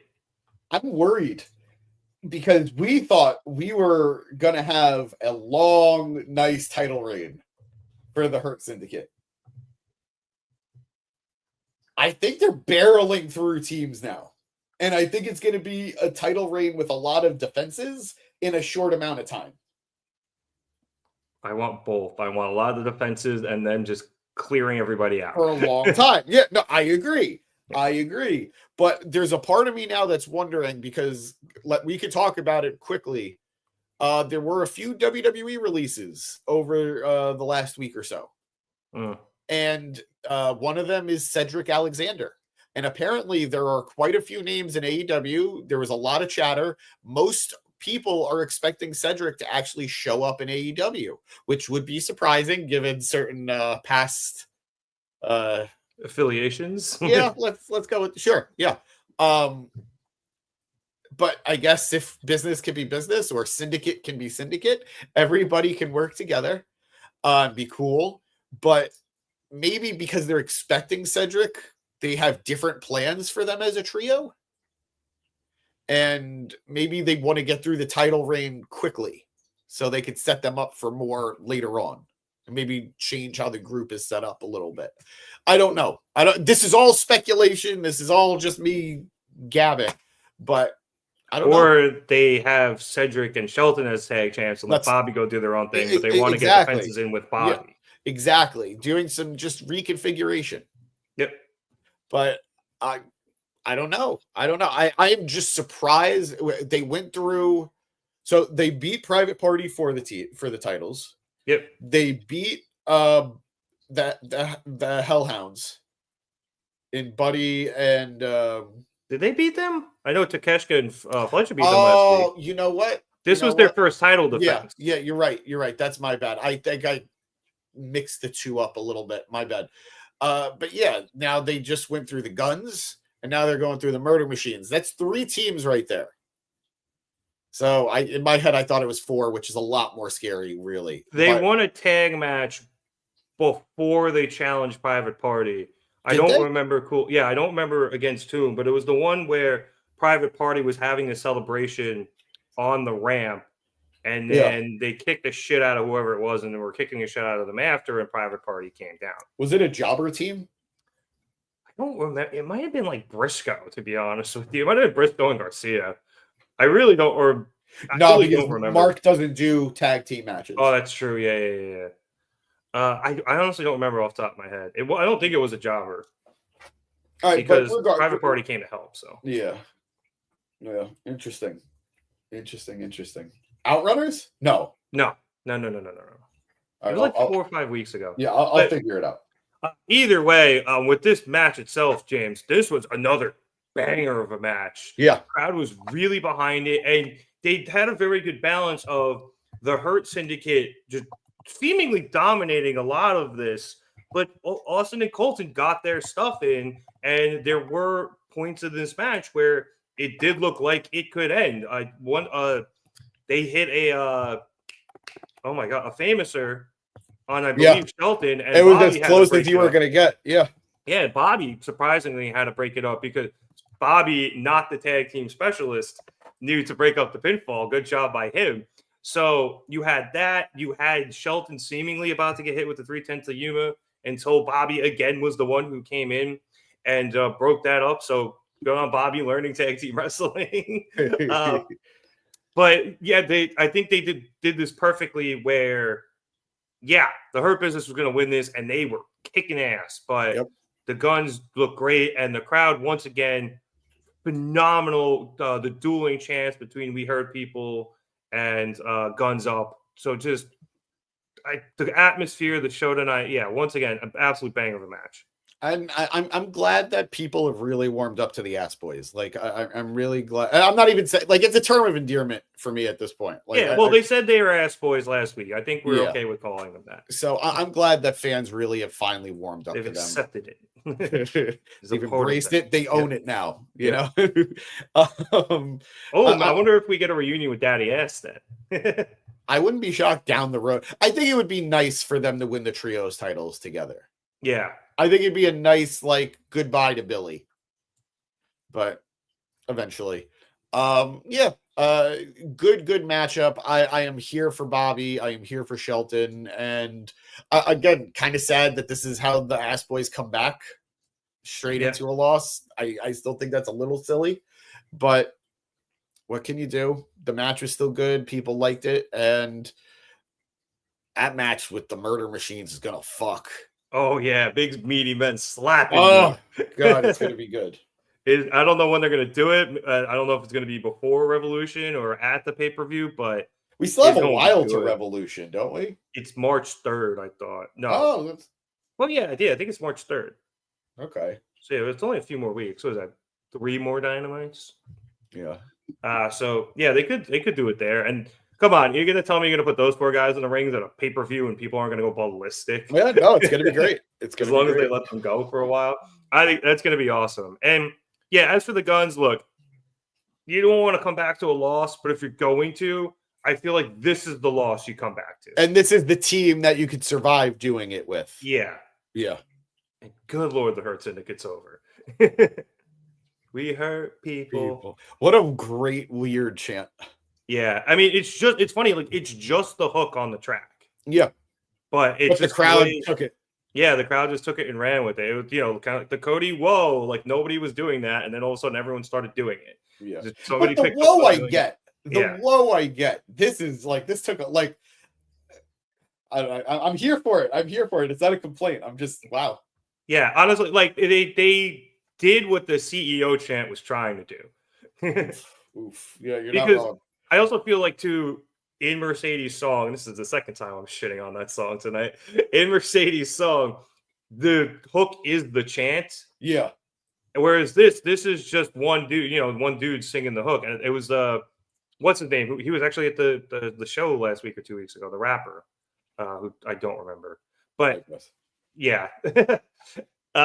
He's doing the hook, and everyone just like you said, everyone just picked up on it, and it's worked out great. So Yep. more stuff for the Hurt Business. For Syndicate, them too. All right, let's move things along here. After this, we went to a backstage promo with Mariah May before her match with Tony Storm on Saturday. And Mariah starts off by saying that Tony should have died in August, but Tony never really knew how to write an ending. She was good at beginnings and middles and returns, but never an actual end. So Mariah then suggests that maybe she could let Tony win on Saturday and disappear, thereby showing everyone that she always did everything better. Every match, every move, every promo, every entrance, every cosplay, every mind game, Mariah did it better. And she's increasingly picking up speed, saying all of this and starting to break down a little as she goes on to say that Tony is nothing without her and she wouldn't exist without her, repeating herself from last week, saying that Tony Storm isn't real, defining that she's just the imagination of a sick, tired, pathetic little woman, and it stops now. And then Mariah recomposes herself and then says she guesses she really does love Tony because this is going to be a mercy killing. I like this. No, yeah, I did too. Look, Mariah has been killing it, whether it's backstage promos, live in the ring, matches, everything. She's another one. Talk about maximizing the time they give you. Because there's been a lot of instances in this title reign that she did not get the time or energy that I think we all think she deserves. Yeah. But she always gave all of her energy to everything that was given to her. So it's why I'm not going to be super upset if she retains. Right. It was a lot of segments like this where she says something great backstage, but she's only getting this 90 seconds to 2 minutes type of thing. Yep. And while her delivery has been great and she's obviously gotten better and better at it, she's not getting what a lot of other champions have gotten, or even, TBS champion at the moment, Mercedes Moné has been getting a lot more in-ring promo time than she has. But Mariah has been great at it. And I think starting with last week, Tony coming out as Mariah, and now this week seeing the cracks again, this is what I was kind of saying about that, like, Trixie Tang tell me I'm pretty thing.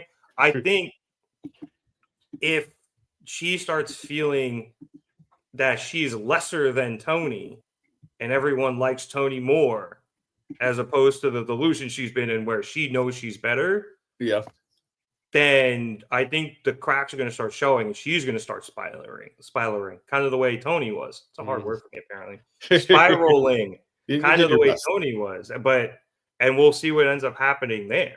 Yeah. So I think there could be a cool arc for Mariah with that, especially if she does win. And now she's this kind of crazed champion where she's always been ruthless and cunning, but very poised. And this is the first we've really seen where she's not the last of those things. Yeah. So a win while losing in her mind's eye could be a very interesting character arc for her going forward. They've set up a really great scenario. Yeah, Or a few scenarios, yeah. Yeah, and then if she loses, I feel like you could get the same thing, but I feel like it kind of would work a little bit better with the title. Yeah. Just my opinion. Yep. All right, let's hit the last segment of the evening as we finally got that face-off between Copeland, Switchblade, and Jon Moxley. So Copeland and Switch come out with the briefcase, and Copeland decides he wants to open this so he can finally, once again, see the AEW World Championship. And he goes under the ring and pulls out Spike. Remember Spike? Yep. Not Dudley. Sorry, you know it. I know you're not here this evening, but in case you watch this back, it wasn't Spike Dudley. It was the big crap-looking paddle with all the nails on the end of it. Yep. And Copeland holds it up and threatens to open the case using Spike unless Moxley comes out and accepts his challenge. After a bit of goading, Moxley eventually comes down, and he asks Copeland if Cope really thinks that Moxley doesn't care about the AEW World Championship, saying he does, and he's left pieces of himself in the ring for that title. And because he cares so much, he's going to do something he doesn't want to do, but is going to do anyway because he is such a nice guy. He's going to break Copeland's neck at Revolution. He then accepts Copeland's match for the title at Revolution, but Copeland decides he's going to go ahead and open the case anyway and starts to smash it with Spike. It doesn't necessarily open. We don't see the title. And as Copeland is doing the smashing, Moxley calls in the reinforcements. Unfortunately for him, Wheeler Yuta is the first man in. And Wheeler Yuta immediately gets caught with a Blade Runner from King Switch. Good. He just drops him. He is a non-factor the rest of this segment. Some more comeuppance for him. Anyway, Claudio comes in, and he and White start fighting, and they go to the outside. And Copeland is there trying to hold Moxley off with Spike. However, this allows Pac to sneak in from behind, either to, I don't know if he was going for the briefcase or Copeland, but either way, Copeland catches him. So Pac starts backing off, like, whoa. And that allows Moxley to sneak in and attack Cope from behind as Marina Shafir comes in and grabs a briefcase and runs away with it. So no title. Anyway, the two start to take to Copeland and throw him off the ropes, but Copeland's able to counter this and hits Pac with a spear, and that puts him one-on-one with Moxley until Claudio comes in and saves Mox. But when Claudio hits the ropes, Copeland ducks his attack, and then Claudio gets hit with a Blade Runner from a newly appeared Jay White. Love it. Moxley then grabs Spike and squares off with White, and Switch is just like, go ahead, bro. Hit me. I dare you. And this distraction allows Copeland to come to and hit Moxley with a spear.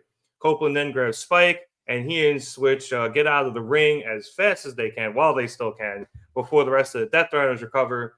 But before they leave, White grabs the mic and says that while they've got Revolution set, before they get there, at Grand Slam Australia, they're going to put Mox and the rest of the Deathriders in the ground. And that is how we went off the air, as the Deathriders were recovering in the ring after getting their asses whooped by just two guys. But two really good at their job guys. Awesome guys. Yeah. So this was a fun through thread throughout the show. I like we had two of them. We had the MJF Hangman one that started at the beginning and ended about 3/4 of the way through. And then you had this one that started about a quarter of the show and then ran all the way to the end. And it set up, I think, Grand Slam nicely. So, yeah, this was following an awesome match, but the crowd was still really here for it. They enjoyed the pull apart at the end, or not even the pull apart, but the clusterfuck, I guess, at the end. And good guys come out on top before we head into Saturday's Grand Slam.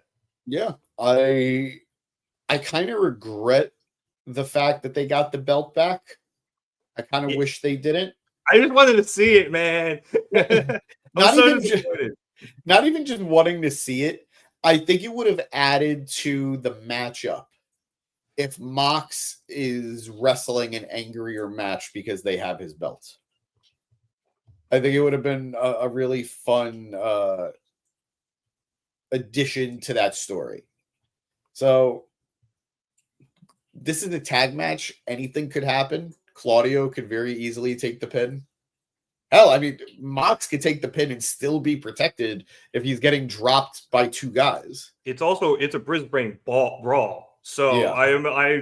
I'm expecting a lot of shenanigans. I'm expecting Deathriders. Wouldn't be surprised if we saw FTR involved in this. Fuck, let Ricky Morton come out and beat somebody up. Like, if he can sit on a plane that long. He's earned it. Like, I expect shenanigans in this match. No, I agree. So a lot can happen. We're gearing up for Mox versus either Copeland or White, or I guess both are possible. Well, now it's Copeland. I mean, Mox accepted his challenge at Revolution, so that match is official.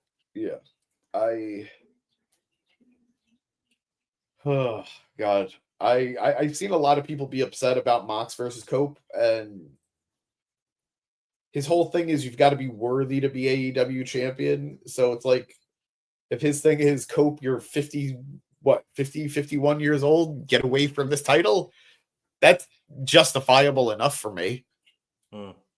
So if we're really just killing time until Darby, that's kind of annoying. But at the same time, it's going to be cool. You know, like, give it the right matches and we'll make do. I'll say this though, and I'm stealing this from somebody on Reddit. Forgive me for not remembering the name, but I did agree with them. Since we had that Renee Paquette backstage, not even the backstage, close up, I believe the segment is, even just the short clip of it on the show, the Deathriders have been, I think, exponentially better. Yeah, in terms of their storyline, and I don't know if that's just having to do with we kind of got the train on the tracks with Copeland here of all people. Yeah. But this has been far better. I feel like we have a much better idea of what they want, or what they want and what they're doing and why they're doing it. Yeah. And Copeland and Switchblade were great tonight. They were really funny. A surprise duo there that I'm really enjoying together. And I don't know, like, something's just changed or clicked in the last few weeks. And I'm glad I'm being able to enjoy these people, because we have unfortunately had to criticize them so much since they've won since Moxley has won the title, that I'm glad to be able to, like, I think we're finally doing this right. Yeah. You know, it took a while, but we're probably too long, but we're here now. And, like, let's go. Let's continue this. Let's keep this up. I think the concern is, unfortunately, with wrestling fans, sometimes too little too late is a very real thing. And that's not always the case. Sometimes, hey, they are happy to be, to have that turn around for them. But I don't know. I still care. I'm still here. I'm still here for it. But I don't know. I feel like I'm being a Debbie Downer, and I don't mean to be. It's just, it took a lot for us to get here. It took a lot for us to get to a point where it's cool again. And it is cool again. I'm cool with what we're doing. But I'm after Edge, then after Cope, then what? Yeah, no, that's fair. Yeah, because that's the problem. We know he's beating Cope. We know he's beating Cope. So that it just feels like we're kicking the can a little bit. Yeah, unless Tony panics for some weird reason, which I don't think he will. But I think that while I have been enjoying this, I agree that fans who haven't, there's probably going to be a lot more goodwill they're going to need before they're willing to really accept this as good. Yeah. You know, there's a big difference between a few good weeks versus, no, this is actually good now. Yeah. So, you know me, I like to give benefit of the doubt a lot of the times, and they had lost it, but I'm optimistic that hopefully I think they've figured it out now. Yeah. That is my optimism. Okay. My last point before we wrap things up here is to jump off you about them getting the title back and not having Copeland and Switch keep it.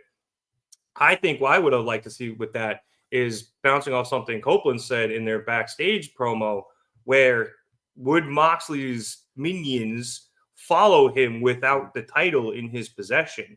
Yeah, he would be champion, but he wouldn't have it. Yeah. So I think that would have been something cool to explore, or maybe they could come back to. Now, Granted, I think that's obviously going to be a big thing when he does eventually lose the title. Yeah. But seeing a small crack in there for a week or two, without him having the title and before he gets it back, I think would have been interesting and could have kind of set things up for the future when he does eventually lose. I think if there's any character that works with, it's Yuta. who feels like he's forced to be in this group, although he seems to revel in it a little bit. Yeah, he's good at it. Yeah. But yeah, I think there was a lot of potential with them holding that briefcase, like you said, and like we said, but we work with what we have, not with what we hope for. Well, not with what we want, you know? Yeah. Look, hey, I'm not going to sit here and say I didn't like the zany antics we got out of them having the briefcase or the. I kind of wish we had a few more. That's what I'm saying. Yeah, a couple of more backstage zany segments with them, like trying to avoid Moxley or something. Would have been fun. But maybe they take it back on Saturday. It's possible. Yeah. It would have been funny, like if they were hiding somewhere and like somebody just accidentally ran into them. They're like, damn it, now we got to find a new place. But still, it was good. I did enjoy the through thread throughout the show. Yeah. And just to reiterate once again, for this entirety of Dynamite, this was a good fucking episode of Dynamite. We are on a roll now. I really think so. We had that one kind of episode, but I think it's like 4 of the last 5 episodes have been scorching hot. I agree. Great distribution of talent, great scheduling of storylines. The matches have been good. The stories have been good. Everything has been firing. So whether it's Max or TBS, have your screen on Dynamite, because it's worth watching every week. It honestly really is. This is the best they have been in a while. I'd agree. And hell, like we didn't even get Kenny Omega tonight. I know you're probably upset, but it was still a great episode. I'm justifying it that he's already in Australia. That's my justification. He might be. There were a lot of people. Now I don't know. Was this one pre-recorded? Was it? Was this live? No. But Harley was a pre-recorded segment. Yeah. Mercedes wasn't there. Mariah was a pre-recorded segment, and Tony wasn't there. Kenny, Will, Takeshita, and Fletcher weren't there. I don't know what else is on the show besides obviously Deathriders and Copeland and White, but I guess like they're the only 4. Yeah, I guess pretty much, because for the most part, I guess a lot of people flew out early because A, it's a hell of a flight, and B, press junkets, I would imagine. Yeah. So, and if you're going to send people, those are some of the good people to send. Exactly. Although, actually, I think Takeshita was in Japan the other night. Oh, was he? Yeah, he defended the Never Openweight Championship in a good match, apparently. As the Bucks also lost their tag titles. And they did. You know, I didn't friggin' watch that. And I'm sorry. And I thought, no, I didn't care. Because I saw the most of the spoilers. I didn't see that one, but now I'm like, damn, I should have. I was up and I could have flipped it on, and I was like, I don't feel like watching wrestling tonight. No, you're good. And they lost it to Los Ignorables, and they were very disappointed because they thought they were going to have another 8-year run with the titles in New Japan. Yeah. But and then Zack Sabre Jr. lost to Goto of all people. Goto. Finally, I when that happened, I messaged a friend of mine and I said, I just need you to know you are capable of anything. Because if Hiroki Goto could win the IWGP World Championship at 45, you are capable of achieving any dream that you want. Congrats to him, man. Honestly, somebody on Squared Circle did a really good write-up on Goto's career and him getting to this point. So I recommend you read it. It's somebody who used to do breakdowns like this a lot. Yeah. Back in the day. He hadn't done one in a while, and he did one again, and it was a good read. I love Goto. I did not think there was any chance in hell he was ever winning the title. I gave up on it a long time ago. I'm very happy for him. Now it's got to be Ishii. Oh, I'm sorry. Now it's just got to be Ishii. Ishii is the last one. Let him win that title, and we can go home. And then you move on to these new kids. But then just to quickly get things back on the rails here before we get out. Now, I think I'm so excited about tonight. I think I've had a little more jump in my step this evening because my voice hurts a little more at the end of this than it normally does. And all the matches were good. The promos were good. Harley, again, stealing the show with segment of the year. I know it's early, but I'm already. Yeah. She could top it. One up herself, yeah. She could easily one up herself. But just all banger matches. promos are great. Hangman and MJF had that great brawl, one of the best brawls generally, but including one of the best pull aparts I've ever seen. Just, I know we said it wasn't a 10. I'm going 9 out of 10 at least on this episode. Yeah, no, it was fair. Awesome. That's fair. I think they really delivered tonight with some memorable stuff. That's the key thing. It wasn't just fun; it was memorable. Yeah, I think that's a good way to put it. And on that note, I would like to thank everybody so much for watching us here at the Market Down Podcast. We'd appreciate it if you liked and subscribed. If you like the video, lets us know that you enjoy what we're doing. We continue to do it. And if you subscribe, you continue to get all of the good stuff here on the channel. We got the Gym Pack Zone for you TNA fans tomorrow night. Right, James? Yep, will be. There will be a Gym Pack this week. It might. There is some internal discussion if it's going to be tomorrow night or Friday morning. All right, yeah. So just keep an eye out for that, and that's why you subscribe. It'll show up in your feed either way. So keep an eye out for that. We'll see what time Grand Slam ends. Yeah, I want to be on for it. Maybe we'll do Sunday then. Like if I have some time, maybe I'll hop on Sunday and do it. We're supposed to get snow up here in New York, so if we're snowed in and I got nothing to do, football's over. Maybe I'll hop on and do it instead of doing it at 4:00 in the morning. So we'll see what happens there. But I'm going to try to cover it. We do our best to do Raw. We talked about Ricky Starks joining NXT this week, so we will cover some of the bigger things that happen in wrestling as they happen. And obviously, we'll do our best to cover as many pay-per-views as possible, whether it's AEW, WWE, TNA, Ring of Honor, whatever we can. And of course, we are back here on Wednesdays for Dynamite. If you'd like to check us out on social media and you're watching us here over on YouTube, Twitter, Facebook, Instagram, TikTok, and Blue Sky, all in the description below. I will try to use the Blue Sky more. I promise. I'm sorry. Twitter is just so enticing. I don't use our Twitter that much either. And you definitely tweeted a couple of days ago. I saw you sign something. I know, but I said not that much. Yeah, and I sign all of my tweets there as the Reverend because I made a joke about Bob Gibson that nobody got. But yeah, I'm going to try to use the Blue Sky more just because it's better. And if you're watching this over on Facebook or on Twitter and you want to follow us on some of our other sites and you just need to type, you can check out the bottom there. It's at marketdown_pod over on Twitter, at marketdownpod on Instagram, youtube.com/marketdown3665. Blue Sky is marketdownpod.bsky.social or whatever it is. So yeah, follow us on stuff. It's fun. I got somebody in your family saying, "Let's go Yankees." Bregman to the Red Sox, 3 years. That happened right before the. That happened right before the show. I saw. Is it official? I saw that it was. Did that officially happen? It was a good source. Yeah, it was one of the ESPN's top sources. Okay. So yeah, that's going to be a thing. Have fun facing him more now, so you can hate him more now. But let's get out of here. So for producer boy Eric Casanti, who was in the background, and James Casanti, my name is Nick Cummings. Thank you so much for watching us here at the Market Down Podcast. Have a good one, everyone.